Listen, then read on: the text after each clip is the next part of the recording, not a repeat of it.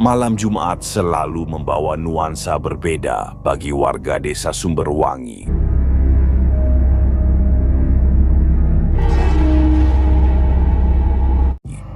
Di balik kesunyian malam yang pekat, sering terdengar desas-desus tentang kejadian aneh yang terjadi di ladang tembakau. Warga setempat percaya bahwa tempat itu dihuni oleh makhluk halus yang tak terlihat, dan tak seorang pun berani melintasi ladang tersebut saat malam tiba, kecuali Arif. Arif adalah seorang pemuda desa yang dikenal berani dan pekerja keras.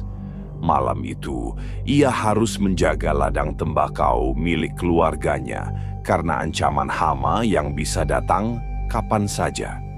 Ia sudah terbiasa dengan gelapnya malam dan suara-suara misterius yang kadang terdengar dari dalam ladang.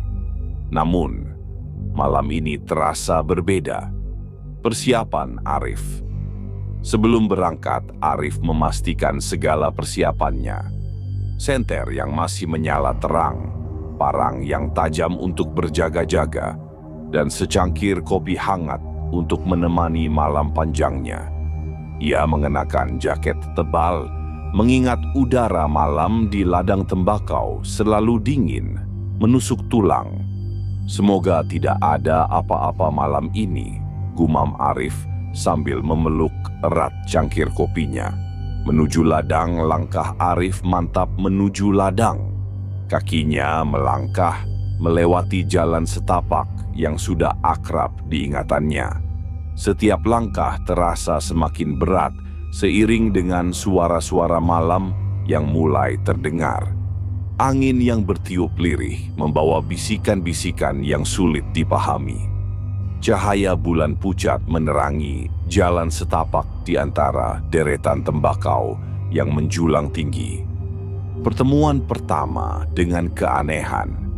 Tiba-tiba, Arif merasakan sesuatu yang aneh. Ada bau anyir yang tercium dari arah ladang. Bau yang tidak biasa dan sangat menyengat. Arif mencoba mengabaikannya, namun semakin dia melangkah masuk, semakin kuat bau itu terasa. Tiba-tiba senter di tangannya berkedip-kedip, seakan-akan akan mati. Tidak mungkin baterainya habis, pikir Arif. Ia baru saja menggantinya tadi pagi. Suara misterius. Di tengah kesunyian malam, terdengar suara aneh, seperti suara seseorang yang tertawa, tetapi terdengar sangat jauh dan samar. Arif berhenti sejenak, berusaha mendengarkan lebih jelas. Suara itu semakin mendekat, dan kini terdengar seperti suara anak kecil yang tertawa. Arif mencoba untuk tetap tenang dan melanjutkan langkahnya. Namun, langkahnya terhenti saat ia melihat bayangan hitam di ujung ladang. Bayangan itu berdiri tegak, tanpa bergerak sedikit pun. Arif mengarahkan senter ke arah bayangan tersebut, tetapi yang terlihat hanya deretan tembakau yang tertiup angin malam. Penampakan yang menegangkan Arif menghela napas dalam-dalam, mencoba mengusir rasa takut yang mulai merayap. Namun, tiba-tiba ia merasakan sesuatu yang dingin menyentuh lehernya. Arif terkejut dan langsung menoleh. Tidak ada siapa-siapa, hanya bayangan dirinya sendiri yang terlihat dari pantulan senter. Namun, sebelum ia bisa mengembalikan keberaniannya, sebuah suara berbisik terdengar jelas di telinganya. "Pergi dari sini." Kejadian menegangkan Arif tersentak mundur, dan tanpa sadar ia terjatuh ke tanah. Parangnya terlempar entah kemana, dan senter di tangannya mati seketika. Dalam gelap gulita, Arif merasakan kehadiran sesuatu yang sangat menakutkan. Suara langkah kaki mendekat, dan bayangan hitam tadi kini berdiri di depannya. Sosok itu tidak jelas terlihat, tetapi Arif bisa merasakan mata tajam yang mengamatinya.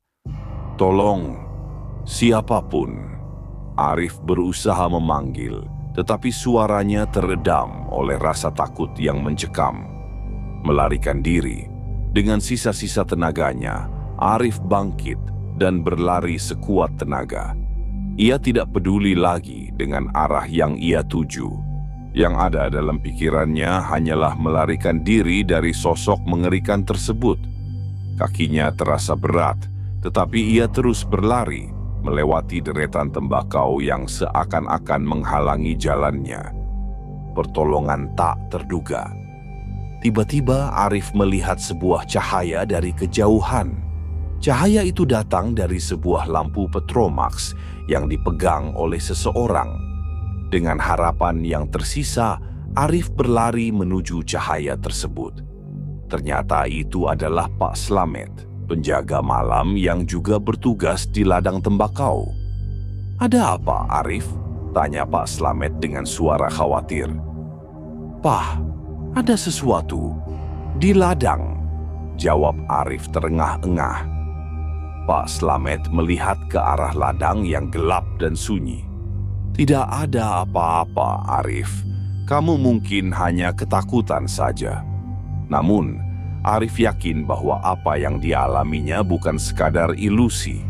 Ia bisa merasakan kehadiran sosok tersebut yang masih mengintai dari balik kegelapan.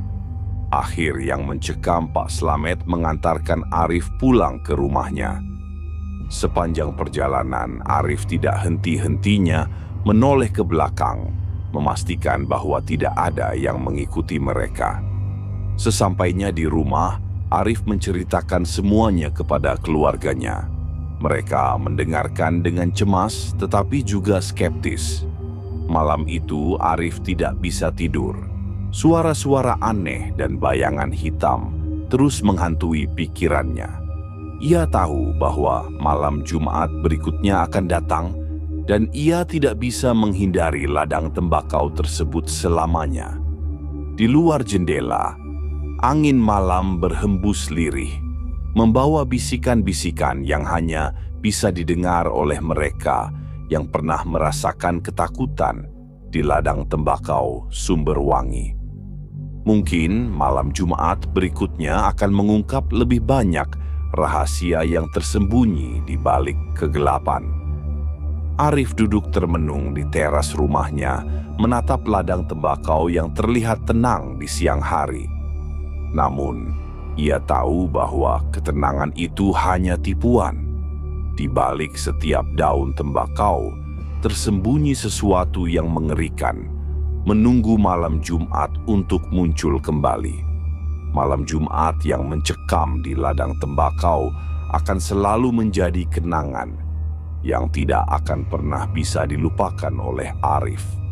Sebuah peringatan bahwa ada hal-hal di dunia ini yang tidak bisa dijelaskan dengan logika, tetapi harus dihormati dan dijauhi. Cerita ini adalah karya fiksi.